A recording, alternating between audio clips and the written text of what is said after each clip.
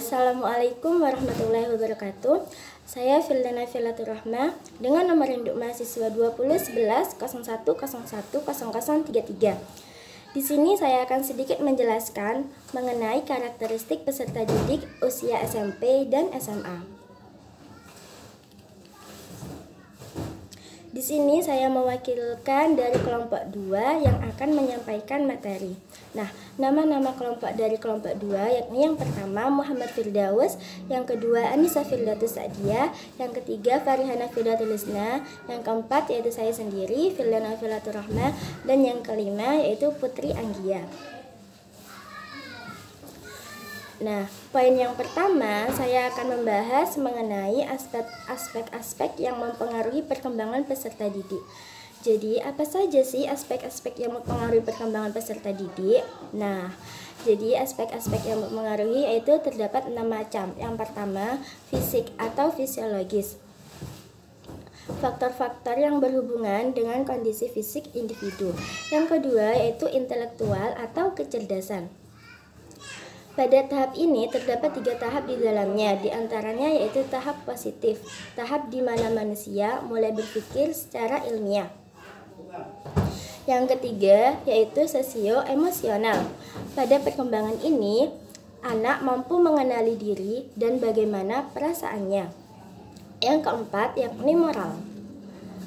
Pada perkembangan moral, siswa dasar berada pada pergeseran dari akhir tahap.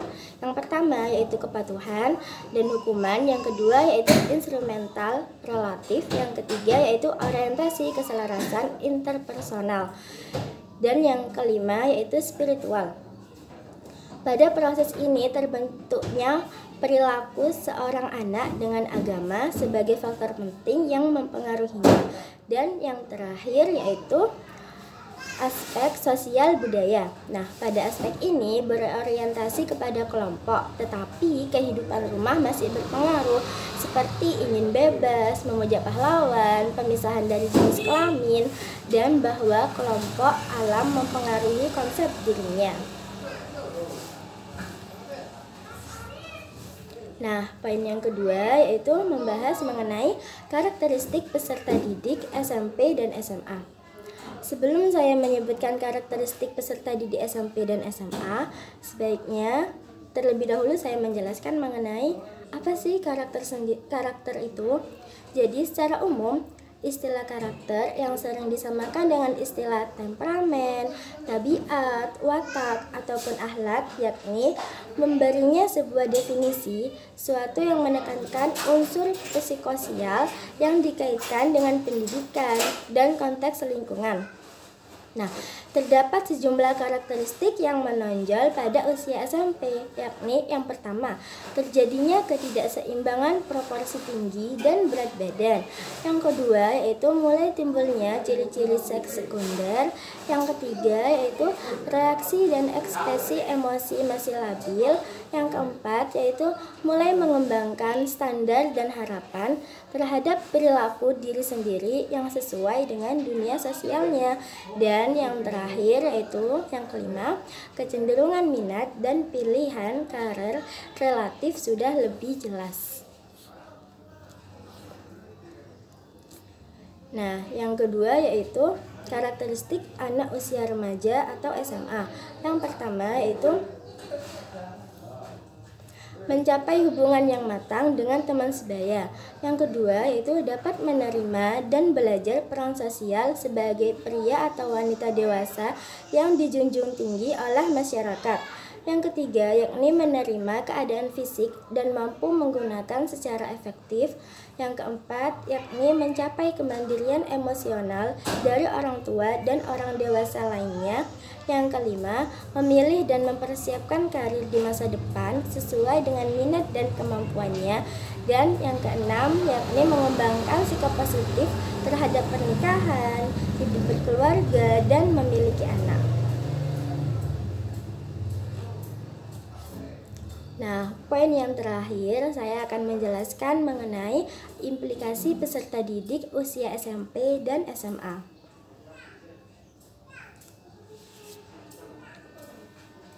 Setiap peserta didik memiliki karakter dan gaya belajar yang berbeda-beda. Sebagian dari peserta didik memiliki otak yang mampu menyerap banyak informasi sekaligus, namun ada juga yang hanya mampu menyerap dan memproses info sedikit demi sedikit. Ada yang mampu menyimpan dan mengeluarkan kembali informasi dalam otak dengan cepat, sementara ada yang melakukan hal tersebut dengan lambat. Disadari atau tidak, banyak peserta didik yang merasa terluka secara emosional, merasa gagal, dan tidak berarti ketika harus menghadapi kenyataan bahwa mereka tidak memenuhi harapan orang-orang yang ada di sekelilingnya, atau bahkan tidak mampu memenuhi harapan dan tuntutan orang tua, terutama di bidang akademis. Dalam hal ini, guru sebagai fasilitator harus dapat memahami karakter dan gaya belajar peserta didik. Nah, implikasi karakteristik peserta didik SMP yang pertama yaitu seorang pendidik harus menerapkan model pembelajaran yang memisahkan siswa pria dan wanita ketika membahas topik-topik yang berkenaan dengan anatomi dan fisiologi. Yang kedua, yakni memberikan kesempatan kepada siswa untuk menyalurkan hobi dan minatnya melalui kegiatan-kegiatan yang positif. Yang ketiga, yakni menerapkan pendekatan pembelajaran yang memperhatikan perbedaan individual ataupun kelompok-kelompok kecil. Dan yang keempat, yakni meningkatkan kerjasama dengan orang tua dan masyarakat untuk mengembangkan potensi siswa.